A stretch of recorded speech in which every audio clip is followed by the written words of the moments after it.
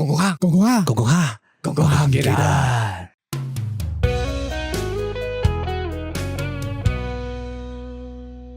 各位觀眾，早晨啊！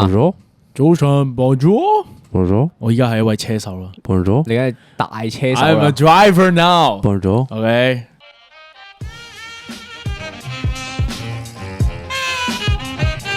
歡迎翻嚟講下，唔記得我係十萬，我特別，阿老 B， 喂，你又攞翻隻耳機翻嚟嘅？我日常分享第一個就係耳機事件。我自從講咗話，我會每次都攞個耳機翻嚟之後，我耳機唔知擺咗喺邊度。OK，我就見你用過一次。你知唔知呢個係一個宇宙天條嚟啊？係講咗就唔可以，就唔會發生到嘅。你千祈唔好睇新耳機就咁解。當你 start to 睇一個新耳機嘅時候咧，你隻舊耳機好快就唔見噶啦。哎呀，咁我有兩個日常分享啦。我個耳機唔見咗啊！我個 AirPod 嗰日朝早我就搭的士，係啊，跟住咧就擺咗喺左邊嘅褲袋。咁嗰當時着條褲咧係嗰啲偏向西即係總之個袋就淺噶啦，定係同埋滑溜少少嘅，個袋就垂咗出嚟。咁跌咗架的士上面啦。咁一落車嘅時候咧，隔咗可能30秒，我已經留意到 AirPod 唔見咗噶啦。你接唔切佢啦，但係已經係佢就揚長而去咗噶啦，已經離開咗。咁喺嗰個 moment 嘅時候咧，咁我就即刻 find 埋 iPhone 嗰個 app 就撳一撳開，可以嗶嗶嗶嗶佢啊嘛。唔係標，係要電話睇嘅，係啦，即係用個 app 嘅。咁就見到佢已經係你唔係唔記得 Apple Watch 原來？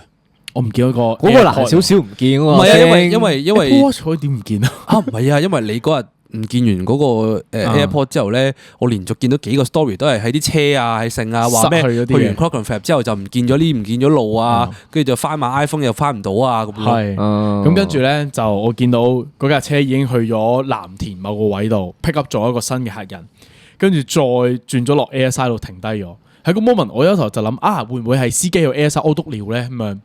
咁啊見到我就每30分鐘就 check 一次，咁冇喐啦已經，咁我都幾 confirm 係應該係有一個客人就搭咗車落 Airside 度就 hold 住咗啦。我嗰日全日都係咁撳嗰個播聲啊，係撚咁播啊，希望佢啊，你嗰個咁嘅琴日嗰個狀態就似啲咩咧？就似係咁喺度 loop 演唱會飛咯。有少少。咁跟住咧，我就見到7點零鐘嘅時候咧，咁啊個 AirPod 仲喺個 Airside 嗰度嘅時候咧。我就嗰日提前少少收工，我就諗住試一試，搏一搏，會唔會係有機會係個司機就去 Airside 嗰度擺喺個 counter 度？即係擺喺商場 counter。OK， 咁我咁諗。你相信人性？我睇下司機有冇咁醒。OK， 我係咁諗嘅。通常司機都係留意唔到啫，佢唔會係貪心。我覺得司機唔關事，係啊，乘客先貪心嘅。乘客噶啦，咁啊，或者登山客先貪心嘅。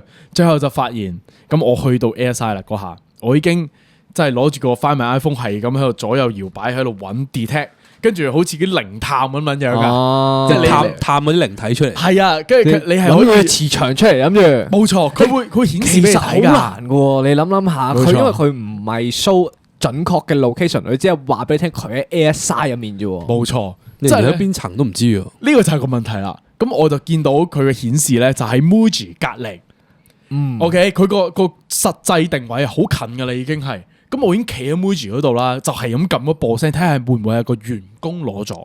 我仲要特登咧，好似嗰啲變態佬咁樣，企喺人哋員工休息室門口度咧，控隻耳仔埋去個門嗰邊啊，睇下會唔會有聲喺入邊咁樣。咁啊冇啦。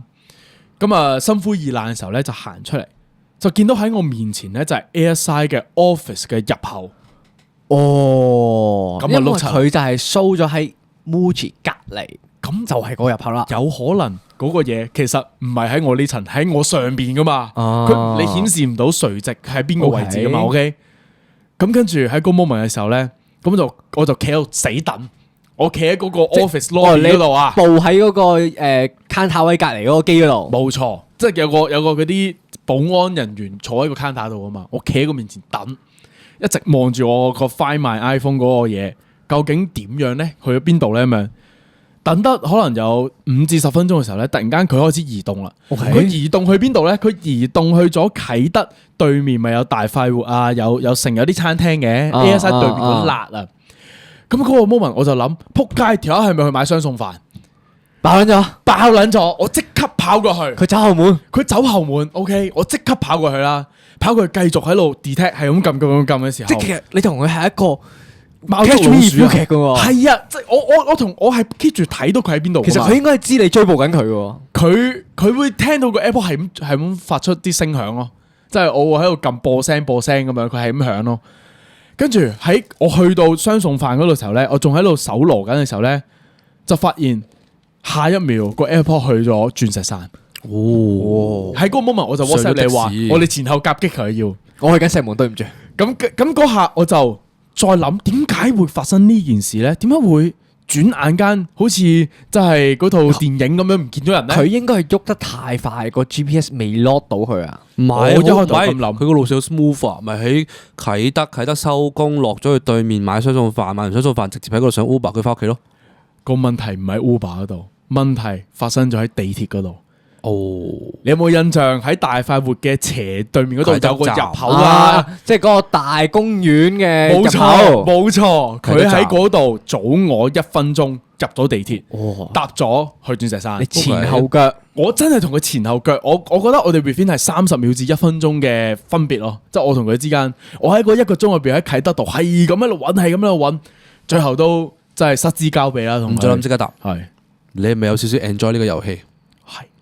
喺個 moment 咧，其實我一開頭我由4點鐘已經開始同我女朋友講話，唔得啦，我收工一定要去 ASI 捉嗰條友噶啦咁樣。喺個 moment 其實揾唔揾到呢個嘢已經唔重要。OK，你淨係想知佢係邊個，同埋我想玩呢個遊戲。OK，咁跟住最後隔咗可能1個星期啦，依家已經有1個星期啦。我見佢已經安睡於佢嘅家中，冇喐到啦。佢呢個嘢，但我唔知點解，即係你擺喺屋企度，你唔係用咁樣，即係想點咧？你又唔係攞翻公司用，即係你用我都算啦。唉，當我跌咗，你好好享受啦。我新買嘅，仲要用咗60日嘅咋嗰個嘢，你去享受下啦咁樣。又唔係擺屋企。咁喺呢一個事件之後，我就同自己講，我終於知道 Apple 真係有個 Laser 嘅功能噶嘛。OK，Apple Pen 有得 Laser，AirPod 得 Laser，原來係俾你 Laser 你嘅電話號碼上去嗰個 AirPod 上面噶。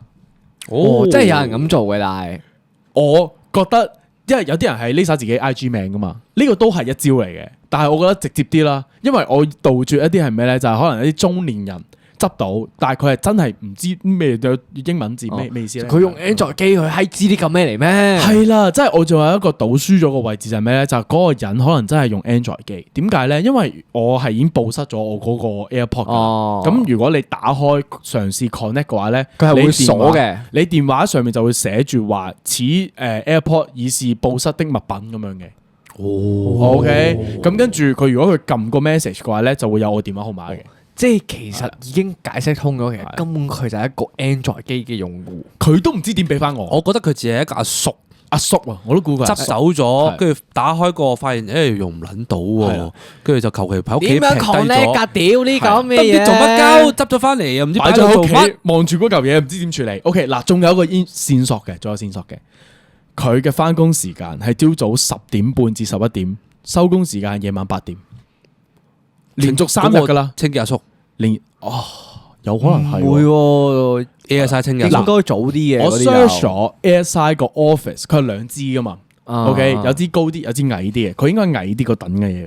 嗰度上面有啲公司係咩咧？有保險公司啦，有會計師樓啦，有幾間化驗所啦咁樣。我估佢可能係 accountant 嚟嘅，佢係。你年尾好撚得閒喎。好撚到呢啲名偵探柯南嘅黐撚線，你插到落去就嚟開 file 調查噶咯。我覺得好有趣啊呢件事。屌你唔見咗，仲搞咁多嘢？跟住我仲要入咗嗰啲 Facebook 嗰啲 group 嗰度咧，嘗試睇下有冇即係咩尋失物嘅 group。係啦，因為我已經諗到話嗰個叔叔可能真係中年人，咁就未必會用 Threads 啊，未必用 Instagram 啊。可能用 Facebook 咧，咁樣唔出奇喎，咁就上面揾啦，但係都冇啦，冇呢個線索啦，所以就已經係一個冇可能翻嚟嘅物品噶啦。唔知個鬼妹有冇用 Facebook 咧？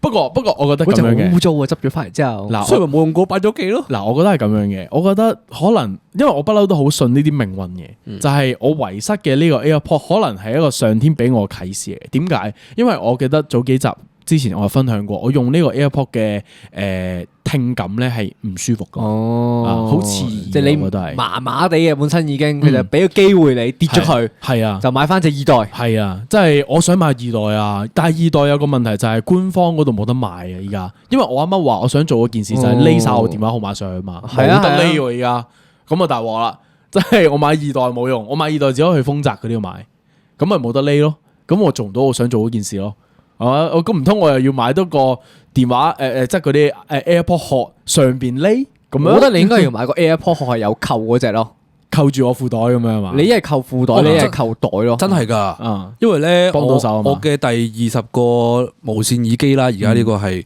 佢而家因為有女朋友送咗個殼俾我，有個扣喺上面嘅。自從有咗嗰個扣之後咧。好似過頭説話添，但係我就冇再變過嗰啲耳機啦。係啦，點解我冇執着於呢個扣咧？你都係㗎，你以前都係就咁亂咁擺度㗎。就咁普通一個殼㗎咋。跟住我哋咪跌咗20個咯。因為我想講，其實所以明唔明你咁執着咯？依家咧點解我咁撚執着咧？有一個原因嘅，就係因為依家我用翻我舊嘅呢個 AirPod 啦，呢個 AirPod Pro One 嚟嘅呢一個係我用咗5年，我冇唔見過。OK， 即係所以點解我會咁執着呢件事？就因為我對上一個 AirPod 我從來都冇唔見過啊！等等啊，新嗰代嘅 AirPod 係咪由呢個型變翻做高身盒噶？我個都係 Pro 嚟嘅，同呢個差唔多，但係佢瘦咗少少咯，即係好似做咗 gym 2個月咁樣咯，大隻咗嘅，但係細咗少少嘅。OK， 跟住佢會有盞燈啊，會有聲咁樣咯。OK， 總之其實我自己覺得冇咁舒服嘅，講真嘅 AirPod Pro 3冇咁舒服嘅。舊版好用啲，多數咧耳機咧永遠都冇放褲袋，真係好撚容易唔見嘅。我真係呢個新耳機真係用咗2個月，咁真係上天啟示啊！呢個唔啱用翻啲舊版好啲咁樣，就想買翻舊版咯。呢個就第一個日常分享咯。我就好希望捉到條友啊！你唔俾翻我唔緊要，但我好想知你係咪 match 我啱啱嘅推斷啊！屌你淨係想拍人哋膊頭啫嘛？係咪你啊？係咪你啊？你認啊？呢人哋認咗佢哋，係咪你攞咗我隻 AirPod 啊？好啦，我奉勸住藍田平田村嘅呢位先生，請你立刻交還。我知佢住邊一棟，因為佢 spot 到佢大廈俾我睇。OK， 同埋好中意食淡仔啊！我留意到你啊，你會停留喺淡仔度買完之後先翻屋企啊？OK， 呢個係我第一個佢最陌生又熟悉佢嘅朋友。哎呀，佢哋會唔會發生嗰啲咩關係嘅之後？好想知你話屬咩人啊！忽然有一日咧，個叔咧突然間咧就唔想袋咗個 AirPod 喺座山上面失咗蹤啊！跟住我就透過佢翻買 iPhone，你拯救咗呢位先生。係呢個就日常。但其實佢男女都未知，未知噶，可能唔係阿叔咧，可能阿姐。其實喺我腦海入邊唔係阿叔嚟，係一個阿姐姐嚟。喺我腦海入邊，唔知我淨係見到你對住嗰個耳機好撚執着咗一個禮拜，好足一個禮拜，你煩撚過嗰啲大寶冰室啊！我好撚煩啊！大寶冰室，屌！今日我覺得呢個已經係可能隔多1-2星期就唔 hit 噶啦，但係會成為咗一段網絡佳話咯。即係好似以前嗰啲咩城市大學是一間歷史悠久的嗰種感覺啫嘛。係。咁啊，依家咧我係逢親即係得閒咧就會撳播放聲音啦，嚇佢啦。凌晨有播。佢喺邊度啊？佢而家喺屋企咯，住呢個香港特別行政區九龍藍田安田街18號平田村。啊！呢位先生啊，或者女士，請你立刻交還。好啊，你哋有冇日常分享啊？我有，我講先。好。咁啊，話說 Clockenflap 嗰排嗰幾有3日啦，咁就其中有2日咧，我都係有啲 event 要去嘅。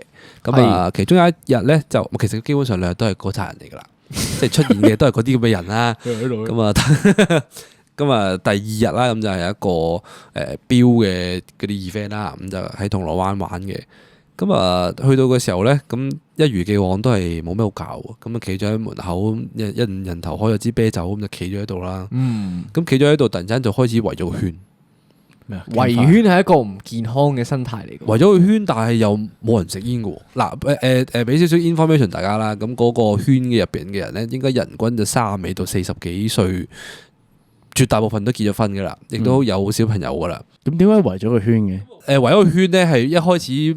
係因為其中有個人攞咗隻錶出嚟睇，咁睇下嘅時候咧，啲人就聚咗埋去，跟住就喺度望，但望咧其實唔多過3秒嘅，跟住就開始變咗個圍圈傾偈嘅狀態。好奇怪。咁啊，去圍圈傾偈嘅嗰個狀態咧，我係會即係我本身我係 expect 啦，一啲可能40零歲嘅男人啦，佢哋係會傾一啲即係正經少少嘅話題啊，事業啊，你嘅生意有冇啊？你屋企點樣啊？屋買樓啊，剩啊各樣樣啦，講呢啲嘢。理論上應該聽呢啲噶嘛。哦，我真係我企隔離聽嘅啫。係，我真係我當自己聽 podcast 咁聽。喂，不如咧搞個聯賽喎嚇？跟住就其他人就突然之間，喂好喎，喂我喺隔離煮嘢食啊！我等陣先，搞個聯賽但係煮嘢食嘅點解？即係佢咁你 festival 都要有食嘢 booth 嘛？即係佢想搞到啲聯賽好似啲 festival 咁樣。OK，咁啊即係大家就各司其職啦。咁有啲就踢開波嘅咧，就真係踢波。真係踢波啦。咁就係大家都話要整一個波衫 stand for 自己間鋪頭嘅。哦。咁然之後咧就有幾隊啊4隊8隊啊咁樣去比賽。搞4個咁樣啦。4個賽。然之後有啲本身開餐廳嘅，本身賣開嘢食嘅，咁佢就係到時喺嗰度擺啲 food truck 啊賣食啊咁樣。咁我聽到已經覺得有少少一頭霧水，佢哋到底係講真定講鳩噏定係點樣嘅咧？係好奇啊！因為我覺得我哋呢啲歲數先會咁樣鳩噏嘅啫，佢哋應該唔會噶嘛，即係無啦啦話要搞啲咩比賽啊、剩啊咁樣。咁啊，突然之間有一個人就 join 咗呢個 conversation 啊，佢就梗唔得啦，冇女點玩啊 ？OK，揾啲女翻嚟做啦啦隊。跟住其實嗰啲人，其中有啲人又唔係話好大反應啊，嗰樣佢哋好似覺得好理所當然咁樣嘅，好合理啊！咁然之後女生咁樣，講到即係有少少興高采烈啦，可能佢哋飲多2杯啦，即係飲多2支啤酒咁樣啦，開始就有少少火藥味喎，突然之間。點解咧？佢哋開始唔想輸咯。OK，開始有啲人咧就係嗰啲長毛師兄啦、大毛師兄啦，就開始話你哋有冇諗住班啲嘉賓翻嚟啊？我要搬啲港超翻嚟啊！整啲港隊咁啊，因為本身有即係個發起人咧係話諗住大家同事即係叫翻嗰間公司嘅同事出嚟，佢搞啲友誼賽，大家開心啦。當8隊同事隊咁，大家都係實力開心嘅，開心踢咪算咯。我啲好勝師兄就開始就話啦，唔得，咁樣觀賞性唔得。黐線，我嚟係想贏第一，我嚟就係要贏比賽，跟住又話要叫埋嗰啲明星隊。打個電話俾阿 Philip。打個電話俾阿斌仔，許賢咪有隊嗰啲明星隊啊咁樣嗰啲嘅，跟住又係咁話，我打個電話叫嗰啲人過嚟，呢個又話打電話叫嗰個ViuTV 咪有個踢女足嘅節目嘅，我打俾嗰啲人叫佢過嚟踢波，打俾我哋嗰隊 BFC。我哋有波衫啦已經。咁啊，佢哋講到好興起嘅時候，跟住就開始有1-2個就開始個樣有少少紅啦。咁有少少紅嘅時候咧，就開始話。我識幾個甲一噶，我識幾個港乜咁係咪唔係個甲一港超啊？我識幾個港超啊，前港足都有啊。係咪講咯？嚟啊！係咪嚟啊？係咪嚟啊？踢咯！跟住我一路都係 keep 住聽緊嘅啫嘛，我哋旁觀嘅啫嘛，冇啦啦有手拍我膊頭咯。你聽唔聽啊？跟住你啊，踢咯！你哋搞 podcast 噶嘛？你哋做旁述。哇！等陣先，我哋唔識噶。我係處於一個聽緊嘅狀態識噶嘛？唔係，你日日睇尼佬，老實講，我覺得佢嗰套嘢你學晒噶啦，入咗腦噶啦，入咗條血噶啦。咁又係喎。屌你踢到咁屎翻屋企啦！同埋講真，到時我哋做旁述嘅時候，冇人話真係要講場波噶嘛。我哋講翻自己嘢咪得咯，係我哋自己做節目咧就係邊個知啫？佢哋都聽唔到。於是乎，大家硬 Q 我加入咗嗰個對話咯。OK，嚟咯，好啊，搞嚟啊，做咯，好。唔係最危險就係呢啲咧40歲左右嘅中年男性嘅呢啲鳩噏啊。點解咧？最危險嘅位置就係佢哋有少少資本喺身啊。就會好大機會會成真啊！我自己覺得係，因為譬如話我哋啲歲數鳩噏呢啲咧，好大機會都唔搞，因為諗屌好似使好多錢就唔搞噶啦。佢哋屌唔撚自重喎，下年再搞 Uno 咯，搞咯行咯，搞唔係咩？下年再搞多次 Uno 咯，搞唔係咩？搞咯，搞啲國際邀請賽咯。其實我哋咧係有少少開始邁向呢個感覺噶啦。我上年輸咗啊！我哋而家呢個係嚟緊嗰題嚟嘅，OK，留啲貨。我下年要擺嗰隻杯喺出面個櫃嗰度啊！可以慢慢擺。總之就係咁樣啦。咁我見到嗰啲男人就覺得好係啊，即係預示到20年後嘅自己都會係類似嘅樣子咧，就開始有少少擔憂啦。OK，好啊，文先生。講起呢個圍圈事件咧，咁啊早排咁啱又我哥有 friend 咧就喺加拿大翻咗嚟。係喎。我都去咗我哥屋企啦，因為都識佢啦咁啊。咁我落隊咧，我第一次去我哥屋企嘅天台喎，因為我哥係住嗰啲村屋啦，咁啊一嚟咧係上條樓梯嘅，上樓梯先到佢屋企啦。咁佢屋企本身已經係有一個細嘅平台仔嗰度出面嘅。咁我冇諗過去廚房咧係有多條梯咧，再爬上去咧係有啲村屋頂有蓋咁樣嘅。哦，OK。咁啊，佢就一個大天台啦，對半。咁另一半係啲印度仔嚟嘅。誒點解嘅？同人 share，同人 share 天台嘅，咁啊唔可以跨過邊界嘅。OK，國界嚟嗰條。冇錯，嗰條國界嘅。係。咁啊，佢咧突然間咧就擺咗4張嗰啲BB 氈咧，嗰啲俾 BB 坐喺度玩嗰啲氈啦。OK。莫名其妙咁拉筋喎，拉筋。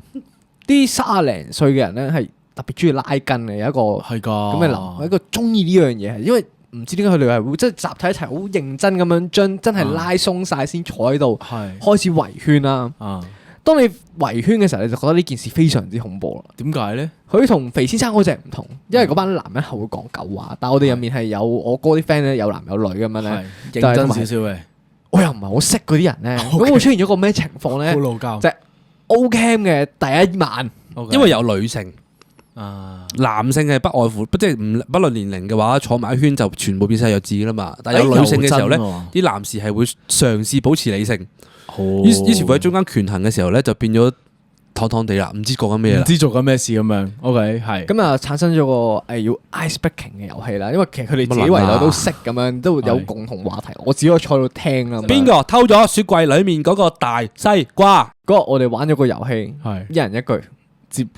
接龍講故事。OK，咁啊，佢有分享過噶，最後唔會好尷咩？其實係咯，因為如果唔係好熟玩呢啲遊戲，因為嗱，其實咧尷咪應該得我個咧，入面其他都係識嘅咁樣。我啊淨係識加拿大個 friend 同我個 roommate 做我哥本人嘅。OK，但係你在場得4個人，你已經識咗3/4噶咯。即係你主要係唔識個女生啫。唔係，係仲有啲人嘅8個人嘅。8個人。OK，咁都多人喎，其實嗰晚都有少少。想翻屋企嘅概念嚟㗎，點都有啲嘅。覺得俾我哥服咗過嚟，係。因為咧本身咧正常咧，其實我哥咧係會喺佢真係有廳嘅喺客廳嗰度坐喺度等，坐喺度 hea 嘅。係，起碼部電視機我可以睇下先啊嘛。有啲嘢分散下注意力啦。當你一冇嗰啲電子產品咧懟你上去嘅時候，你就會覺得我想翻屋企啊。OK， 仲要，因為咧大家唔舒服嘅時候咧，就開始要互相即係要傾偈啊！要傾偈嘅時候又要硬聊啊！你要俾能量噶呢個要。你幾好嘛？我哋玩個遊戲好唔好啊？唔好。我開始啊！你接我啊！屌！今日我去咗藥房，你接。買咗個大西瓜，再接到你啊！到你啊！我覺得俾人搶噶，要搭故事噶。我俾人搶嘅，到我買咗大西瓜之後，呢個愛情故事嚟啊。OK， 愛情故事係嘛？跟住老闆問我，你要唔要買埋避孕藥啊？我揸住西瓜同埋避孕藥，望住個女仔。點解有個女仔嘅？愛情故事嘅女主角到我啊！到你啦！有個女仔，然後個女仔食咗避孕藥，但係個西瓜入面啲籽係突然間爆咗出嚟。OK， 變咗好多粒細嘅西瓜。跟住藥房門口見到黃師傅揸咗架的士過嚟。黃師傅架的士個門打開咗，我將啲西瓜仔擺晒上去。西瓜仔望住西瓜媽媽開始有少少眼濕濕。呢個 moment 個女仔覺得有少少殘忍，所以佢想買架的士。你接，跟住呢個時候個女仔少少肚餓口乾，係食咗個西瓜仔。OK， 於是乎佢打一套。跟住我就收到黃師傅嘅電話，佢就話：屌你嗰啲避孕藥冇用嘅。道理，我話啲避孕藥避人噶嘛，唔係避西瓜噶嘛。你要避西瓜，你買西瓜霜。個女仔開始有少少陣痛，個肚越嚟越脹。呢個時候，我覺得我需要承擔一個爸爸嘅責任。關你咩事啊？我喺條底褲度抽咗隻戒指出嚟。OK， 我愛情故事嚟噶。OK， 抽咗戒指出嚟之後，黃師傅架的士又再次喺個藥房前面停低咗。喺個 moment，我上咗副駕駛座，我抽起隻戒指，我同黃師傅求咗婚。到你最後我哋一齊咗完，屌你啦！你諗下，我哋三個都算係熟啊，係咪先？都要咁樣啊！玩到咁撚尷尬啊！聽緊嘅你都覺得好尷尬嘅時候，當時你可以想8個人象啊有8個唔係好熟嘅人坐喺間房度，夾硬要講愛情故事，仲要唔知大家嘅底線喺邊度，有啲咩可以講，有啲咩唔可以我只講。可以透露嗰日嘅故事出現咗8粒肉丸，大家一齊着同一條泳褲，坐上巴士，有赤柱唔知去邊度。但係你係愛情故事嚟噶，所以奉勸大家有啲咩即係去啲陌生朋友嘅 housewarming 啊，各樣嗰啲嘅時候咧，唔好玩呢啲，揾個角落頭坐低，靜靜地食下嘢。真係咁啊！喂，入正題啊！唔係，我仲有最後一個少少日常分享，就係我啱啱考到車牌啊嘛。係哇！呢個最後呢個車牌呢個其實當時我都好緊張嘅呢個，因為我考嗰個石硤尾咧，澤安村嗰度咧有一個最難嘅位置就係出入閘咧，我係冇得練嘅。哦點解咧？因為長期嗰度封閘嘅嗰個位置。出入閘係啦，即係你考場你要出車同埋翻嚟入閘哦噶嘛，即即係係停車場嗰種係嘛？係類似即係一類似類似開始係由考場去 ready 嗰架車啦，起點啊師傅同佢洗好咗個位咧，你就係啦將架車推出去外面嘅。冇錯啦。而嗰個閘咧，拱出去啊！唔使落車嘅，出門口啊，可以入過一波，可以入過一波打個左燈嘅。喺嗰個位咧，因為我冇練過，其實我好緊張嗰個位，佢好窄嘅嗰個門嘅時候，你要拍卡㗎，唔即係好似係出停車場咁樣佢純粹要望另一邊有冇行人同埋有冇車咁去望。鐵閘嚟冇㗎，嘢就出㗎啦。唔係嗰度，唔係嗰度嘢啊！屌好你，新奇，我覺得以為係出停車場嗰種添。佢考埋你呢個部分，好如果你生活化。培正道嗰間考場一樣啫嘛，都係都係咁樣。哦咁出閘嘅時候咧，我已經 feel 到有少少怪，因為咧架車一出嘅時候咧，我 feel 到有少少揞咗一下，哦因為我覺得嗰下咧，我係冇喺個正確嘅位置出到，我挨咗少少喺你應該個係啷到啲唔知啲咩啦。喺個斜位啊，斜位。咁同時間咧，我最緊張嘅位置係咩咧？我係考朝早9點鐘嘅第一個，我係全場第一個啊！嗰一日嘅代表咩？因為9點前冇得操車，我只可以坐喺師傅架車度去睇咯。啊，咁你爭好遠噶嘛？你冇得上車，自己入一入個狀態，係爭好多。我第一次上車就係我考嗰下，個考官已經喺我隔離啦。咁啊出到去之後咧，跟住又就正常啦。咁啊兜嘅時候咧，嗰條路有個特別嘅位置嘅，就係好多斜路，好多斜路嘅時候咧，同埋好多紅綠燈。咁停嘅時候咧就要小心啦，因為留後啊嘛，手波車會。咁所以咧嗰啲極力子啊，剩有啲嘢咧，其實都要攞得準少少嘅。但係因為我啱啱熱身啊，第一轉咋嗰下一出車嘅時候咧，啲腳未有感覺啦。少少重，但係少少重嚟講咧，單純係有一下微微嘅壓咗一下個感覺咧，我嗰個考官咧，唔知點解咧，佢係特別大反應咯，佢會係有少少揞咗下之後咧，佢就會好大力打車頭蓋啊，咁啊，跟住做埋呢個好似打風咁嘅動作，跟住再質疑嘅眼神望一望我，哇！你幾撚驚啊！你嗰下你無啦啦俾人咁樣望一望喎，跟住我就好緊張啦，跟住我就望一望佢有冇寫 iPad，因為寫 iPad 就落簿噶啦。你跟住佢坐一下嘛？哇！真係醒神啊咁樣係嘛？屌！佢好人，佢冇寫 iPad 第一次嘅時候，佢寫紙仔，mark 咗喺紙仔上面。OK，即係唔喺 record 上面嘅，自己記錄啫。第二下行前多個街口嘅時候咧，相同情況冇改變嘅，都係好撚斜條路。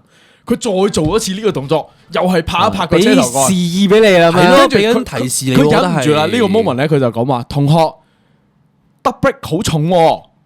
跟住嗰下，但係我自己覺得話，其實還好係咪啊？呢一個咁樣，但係嗰下我只可以好禮貌咁話，死得啦係收到阿 Sir，但係心入邊好撚慌啦嗰下，死得啦勁撚慌。跟住我心諗死撚硬啦，唔係睇得出㗎。係啊，你唔係心悅誠服咁樣話係阿 Sir，係啊，你嗰啲眼神啊，嗰啲輕佻嗰啲嘴有少臉啊，少輕佻有少少係嘛有少少屌你啦，係車佬咪啊係咁得噶啦，你想點樣啫？你想舒服你自己 call 車嘛。唉，你咁樣勁，你換過嚟位啊！你坐過嚟，你坐過嚟，唉屌你老味，我攞 iPad 啦，咁樣係嘛？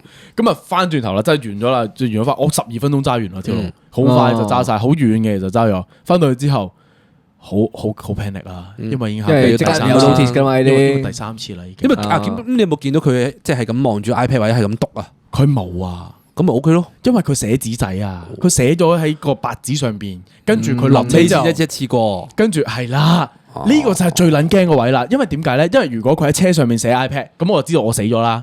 佢落車先寫，我就唔知我死唔死你就可以嘛。轉個4波，直接一鳩屌上80，直接一齊寫啊！大步道衝落山啦咁樣，最後得咗啦，嗰下時候咧，一上車我就同師傅話：哇，搞掂啦咁樣。跟住佢話：你啊，好彩咋，因為個阿 Sir 好人咋，睇整體啊。如果唔係你出門口死咗啦咁啊，就係講出門口嗰下咯。佢話係嗰個係最大關鍵咯。通常啲人肥得肥，出車嗰個位中唔中，即係啱唔啱啊？要好 smooth 咁樣出，因為我係少少輕微多少少啦，攞多少少條線咁樣啦。不過最後都 pass 咗咁樣，佢好人，我只要講呢個阿 Sir 係。咁啊，多謝呢個阿 Sir 輝 Sir 大哥，好人啊！咁啊，終於搞掂啦。之後你就會發現學車即係考車同揸車都唔同，完全唔同。係咯，邊人領頭啊？邊人理呢啲嘢？邊人打燈？係咯，啲港燦係 cut 噶啦，個撚個都一嘢就飆過去噶啦。喂，肥先生，你認唔認罪啊？我唔認罪啊，我唔會講。以上嘅陳述，你認唔認罪啊？唔同意。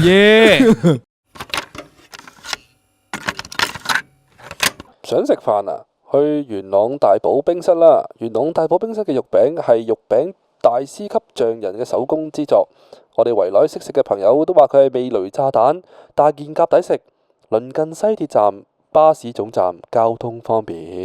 黐撚線，你背撚晒，你癲喎！好啦，翻嚟做任務啦，記得去食大寶冰室啦，另外記得 follow 我哋 IG 啦，幫手 share 最新嘅 reels 啦，另外記得喺 YouTube 度 subscribe 我哋喺下面同大家講早晨啦，另外記得投稿愛情投稿室同埋你神父懺悔室啦，另外記得咗我哋 Patreon 會員嘅觀眾啊，記得 DM 翻我哋 IG 啦，我哋就拉翻你入去呢個 Discord 會員區啦。喂，咁哇，去到呢集嘅時候咧，應該已經唔撚 hit 噶啦。大寶冰室嘅話，都過咗2個禮拜。但係因為我哋錄緊呢個星期嘅時候，我日日都睇到大寶冰室，仲喺嗰個氛圍入邊嗰度啊。咁啊，大家記住去食61蚊嘅呢個肉餅飯加蛋加凍檸茶啦。呢個禮拜係咪應該係年尾啦？聖誕節年尾，聖誕快樂咁多位，聖誕快樂咁多位 ，Merry Christmas。咁我估有好多人可能喺飛機上面聽我哋呢集，年尾好多人請假去旅行啊嘛 ，download 咗落嚟聽啊嘛。希望大家平安夜平安。好，2位年尾之星啊 ，Vincy 同埋呢個小於生日快樂，小於生日快樂，聖誕快樂。補翻呢個11月4號嘅 Sky 哥，對唔住。Sky 哥本身話下年先講，但係今年補俾你。Sky 哥11月生日快樂，生日快樂！見你好可憐咁樣話，我哋 mark 錯咗係嘛？唔係冇 mark 錯，佢自己 mark 錯咗，都冇 mark 錯，單純係佢生日11月，佢 join 會員時候已經11月中啫。唔緊要，唔緊要，只要有心，每日都係生日。因為你有 DM 講，係有最緊要有 DM 講。我今日晏晝參啲錄音俾你噶啦。OK，同埋今日正日係阿豪哥哥生日嘅，今日係 HG 又生日。今日正日啊 HG 生日快樂 OK， 祝你越嚟越大隻嘛，打橫入 MTR 啊！上一集講咗啦呢個，拍手拍咗啦，上星期 OK 好啦，時間回廊啊，時間回廊啦，嗱，真係翻去我哋正式嘅今日嘅主題啦。其實同有主題先生有年尾開始水啊，開始日常分享講30分鐘啦。呢個真就係我哋今年嘅嗰個狀態好過舊年好多好多，因為我今年年尾冇人飛啊，係啦，呢個其一啦。咁跟住又可能因為我哋又少咗集啦，跟住又有啲咩少咗集啊？冇啊。冇邊有啫？咁因為我特登走去，因為 Spotify 嗰個 review 咧，咁我就有去即係睇翻之前啲節目啦，就聽翻幾集啦。當年年尾嘅時候，哇，嗰個狀態啊，嗰啲閪樣啊，嗰啲閪聲啊，快撚啲完啊！夠膽寫個節目尾嘅時候，快啲完啊！喂，走啦，上飛機啦。係啦，咁啊，我哋翻返今日主題啦。你冇得飛啫，你一飛你唔係咁講噶啦。咁今日咧就有2篇啦，即係上網睇到嘅都係啊，咁啊都係關於一啲人生20-30歲嘅時候嘅一啲迷惘啦、迷思咁樣啦。即係第一個咧，真係抄翻嚟嘅呢個。畢業之後咧，好彩即刻揾到份工，做咗2年嘅 full time，但係依家開始咧就覺得有少少迷惘。放工之後咧，不外乎都係學下日文啊、做 gym 啊、約下啲朋友，咁啊所有嘢都好正常。咁所以就會有一種我係咪就咁過一世嘅焦慮感。OK， 嗱呢一個問題一出嘅時候咧，我覺得都有少少 relate 到我依家狀態係點解？所以點解我會掉出嚟？我哋呢度話諗住做呢一集，好直觀地，我覺得好似講到我 PhD 嘅感覺咯。哦，破防嗰應該啊，小破，因為你唔覺嘅咩？你嗱細個嘅時候就變到係嗱，你讀書考試就係一年咁你就升班咁樣，即係你知自己呢一年會發生緊啲咩事啊？係，同埋你又見到前面啲人，即係你嘅師兄師姐做咗啲乜嘢，跟住你咪跟住做咁樣，跟住慢慢就變到做嘢，做完嘢之後咧，跟住就諗下再讀唔讀書咁樣之類嗰啲。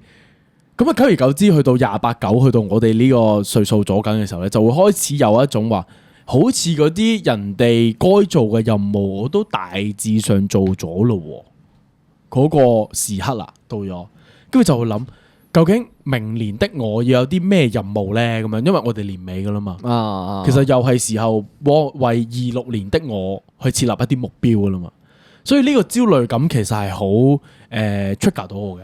因為我諗唔到下年我做咩好，因為你嘅感覺似會係咩咧？就係啦，你今年25年係幫自己 set 咗3個大目標啦，咁啊你都順利地 achieve 到啲好難嘅目標啦，係剔咗2個，係啦，尤其是因為呢2個目標都係一個相對地困難啊嘛，已經有其中一個係燒咗你8年至10年嘅時間去先攞到嗰樣嘢啊嘛，因為你嗰個目標係你一攞完其實係相對地fucking空虛啊！我形容可以咁講，因為你已經冇嘢再要去攞啦嘛。即係你得翻一個牌考，但係嗰牌可以考可以唔考噶嘛。正常係唔會考嘅。係啦，即係你係唔會考，即係等於你喺呢個工作嘅 part 入面，你已經係冇任何一樣嘢需要去攞噶嘛。你已經係打到魔王關，你攞咗把劍啦，已經係。除非我擦2周目嘅啫，係咪？即係再考埋個大牌咁樣嘅啫，咁唔會去啦咁樣。咁跟住就會變到好似。唔知做啲咩好啊？咁你哋會有 set 目標俾自己下年噶？即係26年，定係冇諗過？我係有嘅，因為我嘅目標係相對地簡單，因為工作上我啊冇乜特別想要啲咩，或者去爭取啲咩，即係有錢落下袋夠過阿神我就滿足噶啦咁樣。係咁，我人生最大嘅目標都希望可以成功環遊到世界嘅。咁啊。南極嘅難少少，南極個成本太高，因為我都數過都10零萬去一次啊嘛。咁可能下年咧就大目標應該，因為有講過話要去尼泊爾，應承咗個教練，即係上年本身係25年去嘅，咁啊25年去唔到，咁啊留翻去下年就應該應承我教練會去一轉尼泊爾嘅。OK，咁之後就未諗啊，再決定有冇啲咩地方想去咯，北韓咯，咪叫咗大家一齊去噶嘛。係。即係生活有呢啲期待感係好好嘅事嚟㗎，即係講話預計譬如話年中咁樣就去某個地方一個歷險咁樣，跟住年尾可能有第2個歷險咁樣，有呢啲期待令你日常好沉悶、好撚無聊，但係揾到錢嘅工作咧係有少少期待感咯。如果冇嘅話，你好難捱㗎。因為老實講，譬如香港地太細咁，你話我真係出去旅行啊嘛，我去日本、韓國、去泰國咁樣，我真係去放假啫嘛。即係我可以睇嘅嘢有限啊嘛，但係世界好撚大噶嘛，你記住。都的確係。乜咩啊？你有冇啲北韓片睇？你又話驚會俾人槍斃噶？食添米花啊！一日8落嚟度，打3粒落去。我要聽嗰個姐姐唱歌。唱 K， OK， 你有冇啲咩目標啊？目標，因為我每年嘅，唔係因為我通常都係每年 set 目標嘅，同埋我啲目標就偏理性同埋偏容易地量化嘅。好啊，即係譬如話咁，我跑數工嚟噶嘛，咁我所有嘢都係按數字咁樣去噶嘛。OK， 咁我呢啲係每年都會做嘅。咁但係我又從來都唔會有嗰種空虛感嘅。即係因為我覺得我人生都已經好 full 或者係好有趣咯，每日都有啲新嘅嘢出現下。嗰樣嘢，我又會覺得咧，即係佢講得出呢句説話嘅嗰啲人啦，通常嘅工種都會偏沉悶少少，或者係佢唔會有。你都明示暗示，一定係工程師兄噶咯。我冇講過。咁總之佢一定係即係比較重複一啲嘅工作啦，或者係佢嗰樣嘢入邊佢未必揾到成就感，或者係唔知點樣啦，佢先會有呢啲咁嘅迷茫咯。我會話我個 case 同佢有少少唔一樣。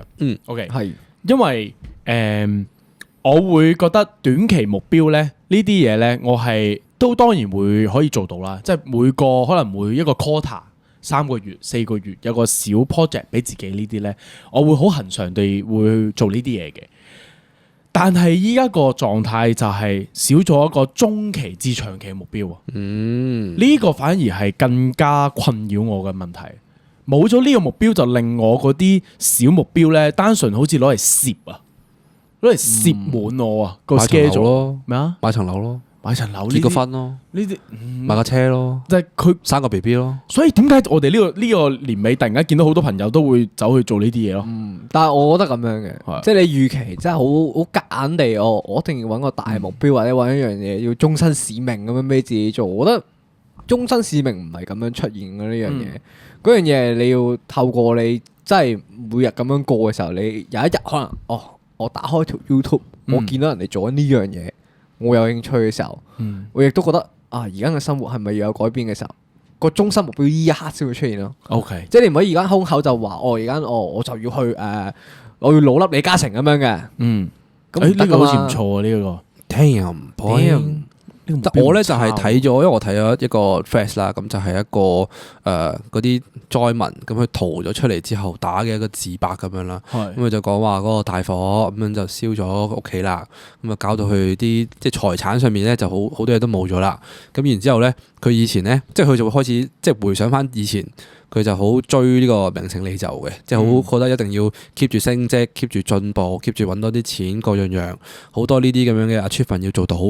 咁但係去到即係一把火就燒晒佢所有嘢嘅時候咧，佢就會覺得，唔係喎，其實即係佢嘅終極目標就係可以一家人齊齊整整、安安穩穩、安安定定、平平安安地正常過生活，就已經係好好咯。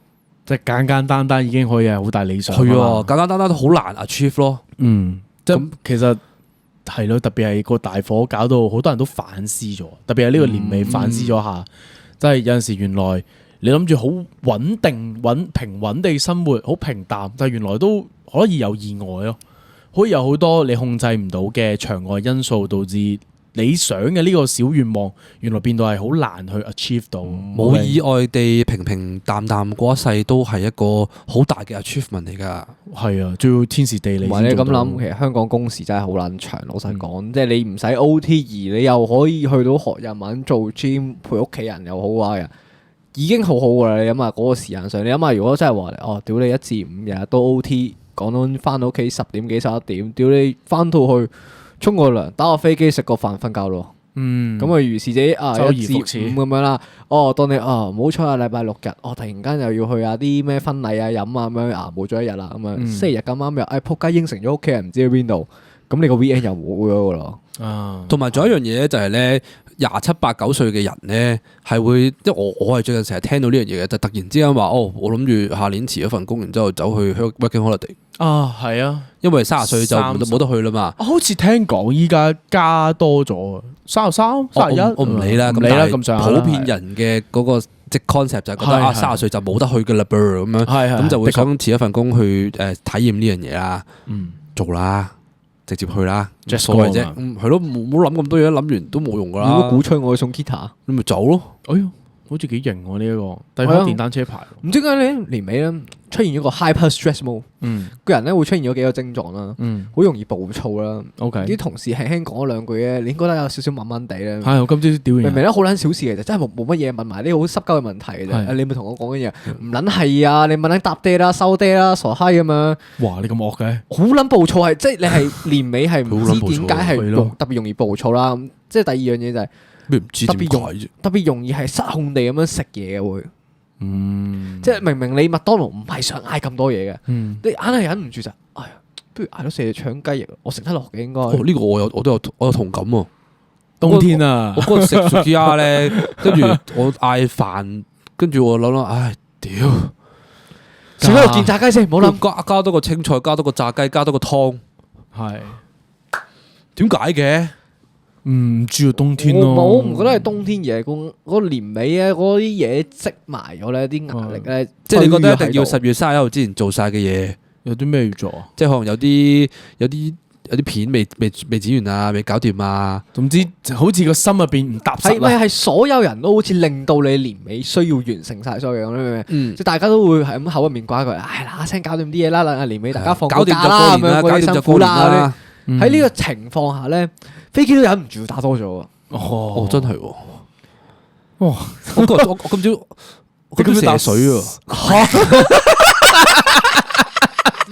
即係咧嗰個情況就係你會容易去揾一啲生活上好快會攞到多巴胺嘅去麻醉自己，快啲過呢個12月啊！即係明明你覺得啊12月好似有好多嘢做，或者好多嘢玩，或者好多節日期待或者假期咁樣嘅時候，係啊，但係12月係比你想象中更加大壓力咯。哦，竟然係咁樣。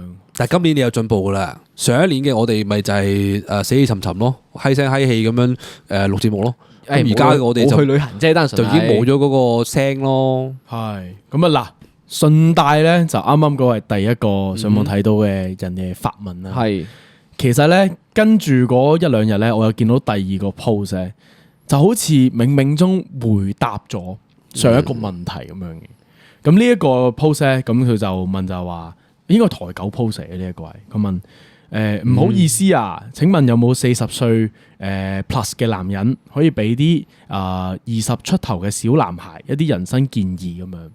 咁啊下邊咧就好踴躍，因為呢個 post 咧有338萬次嘅瀏覽啊，好撚勁啊呢個 post。咁啊我就精選一個，咁就佢編咗個 message，佢得3大即係建議嘅啫。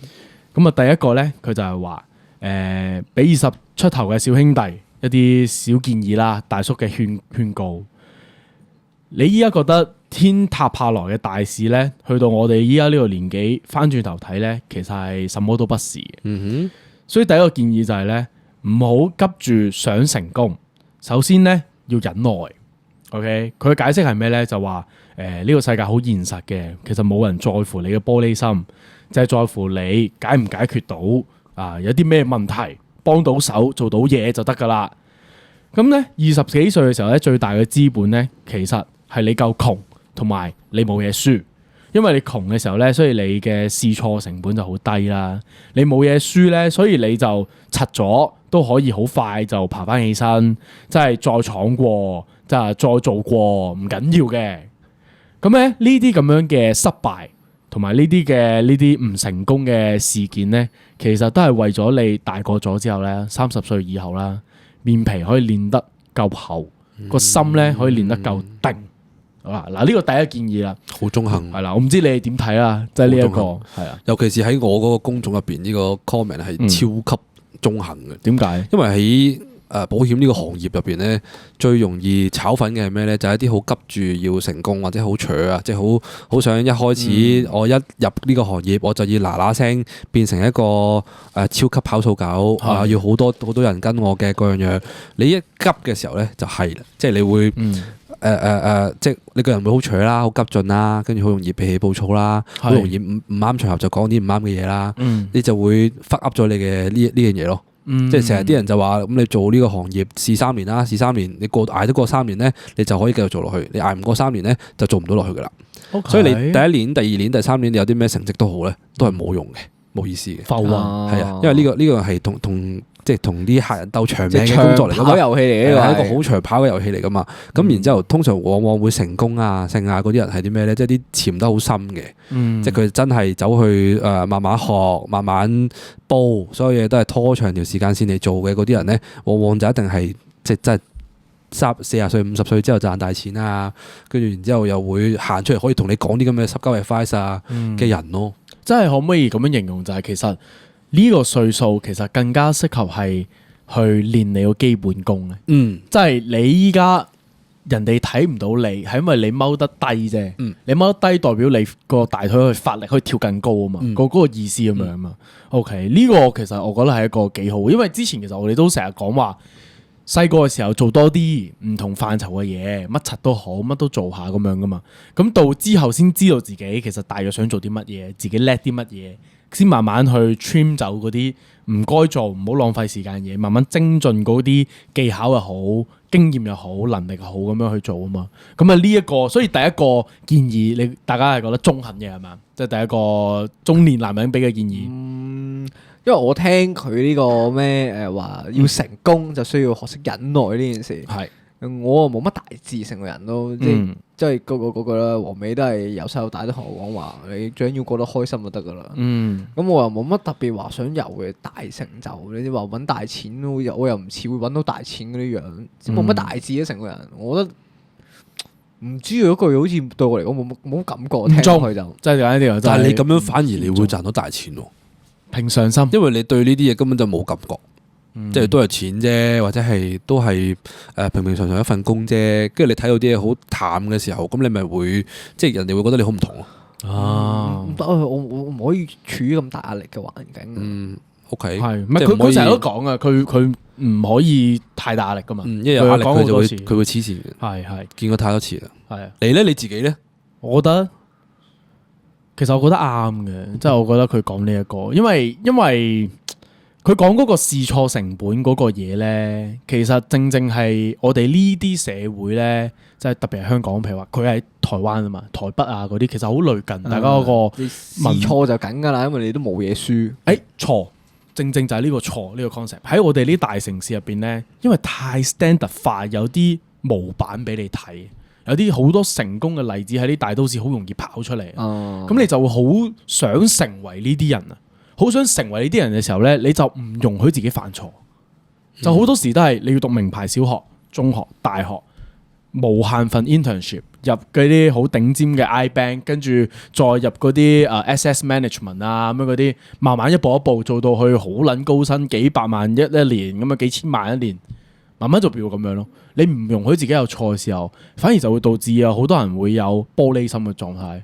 OK，呢個其實係一個好好嘅警惕咯，就應該係對我哋啲城市人嚟講就係，其實唔使揸到咁緊嘅，好多嘢都係。所以啊，我就係為咗自己唔會有玻璃心啊，我先會中咗咁多次嘅投資陷阱嘅啫。趁我後生仲有得去試錯。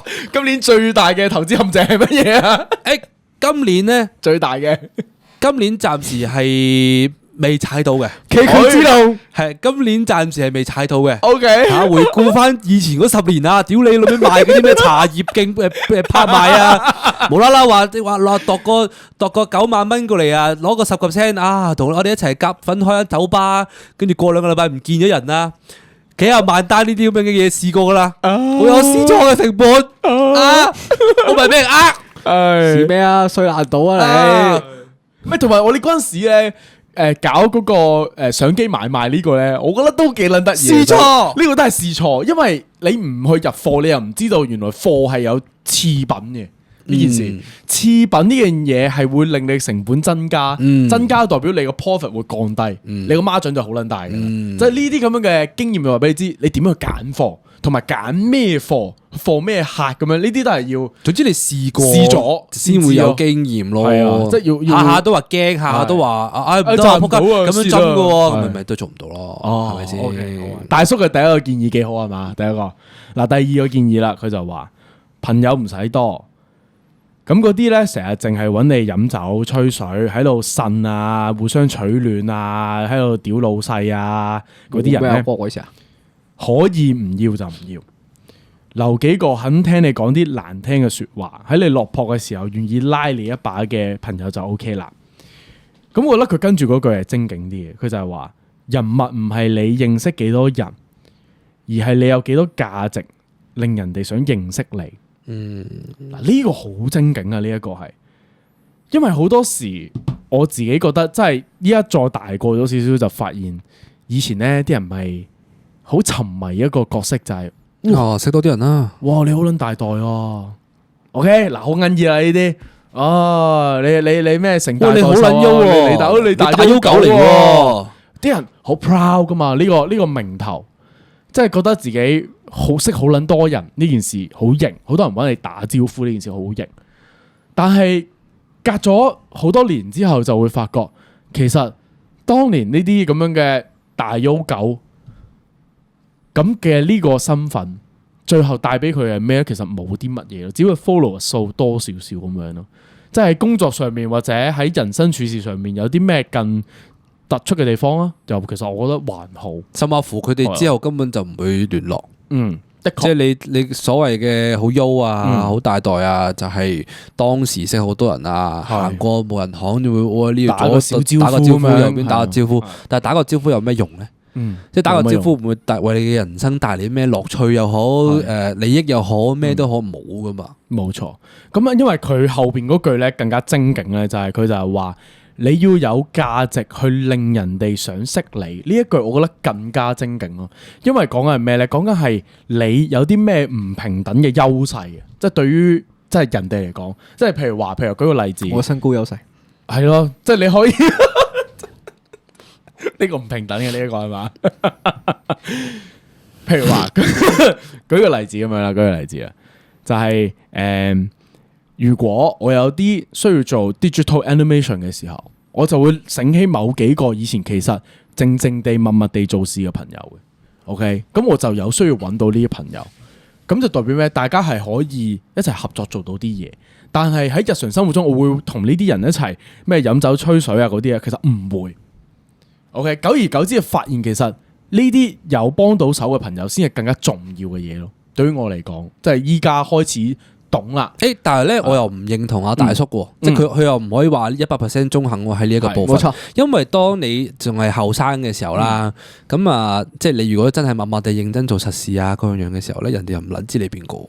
係你又冇可能地話咩啊？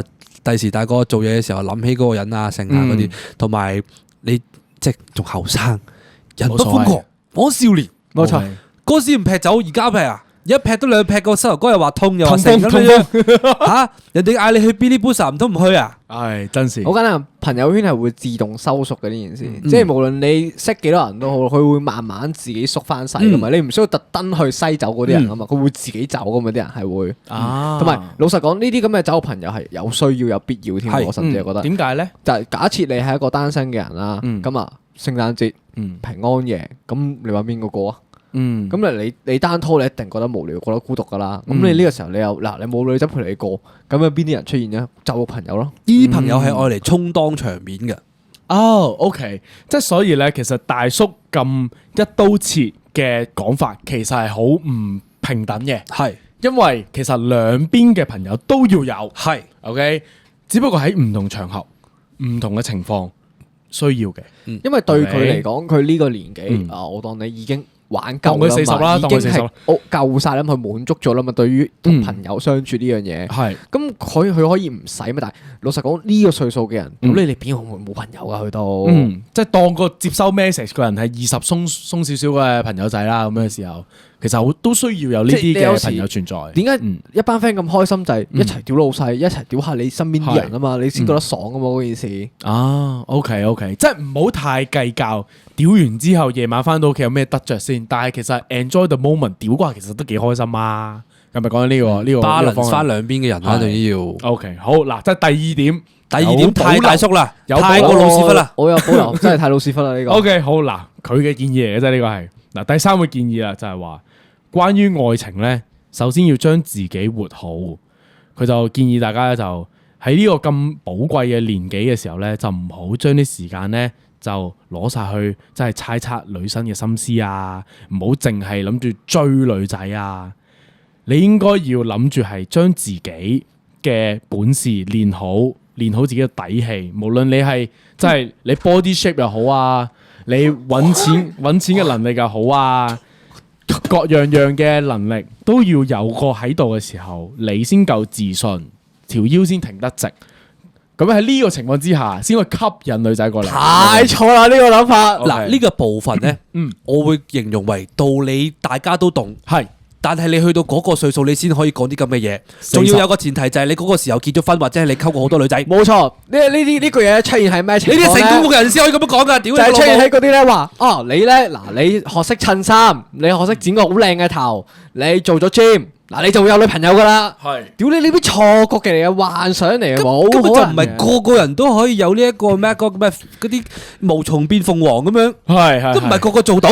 即係唔係個個都幻想問你要明白，你事業有成嘅時候，啲兩追嚟啲錢嘅啫嘛。同埋你嗱，你而家即係你咁樣講得出，就係因為你係而家係個40歲嘅阿叔，你而家可能結咗婚，你可能事業已經有成，你做出老闆使，你明唔明啊？你個做出已經唔用噶啦。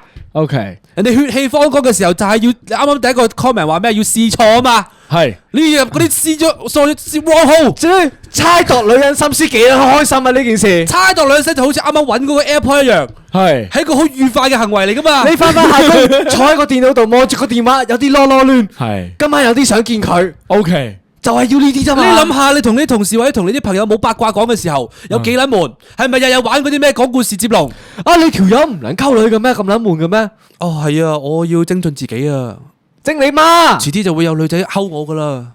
所以咧，大叔嘅呢個建議咧，係只係40歲嘅時候先會講出嚟嘅建議，但係對於20歲、20零歲嘅人嚟講係千祈唔好啊，千祈唔好係好聽呢個啊同埋唔啱聽嘅，其實應該係。但係將個 message 擺喺心入邊係嘛？唔得，都唔擺，唔拜。錯噶，錯啊 OK ，that's wrong。嗱，我會形容啦，係即係阿係大叔佢大叔呢一個文章係係俾佢自己20歲，俾啱，即係佢純粹係同翻佢以前嘅時候嘅自己講，如果你嗰時咁就會更加好啦，你嗰時點篩走啲唔知咩朋友就更加好啦，如果嗰時你淨係顧住精進自己就更加好啦。佢成段嘢只係後悔當初嘅選擇。我會形容係一個40歲大叔嘅後悔文。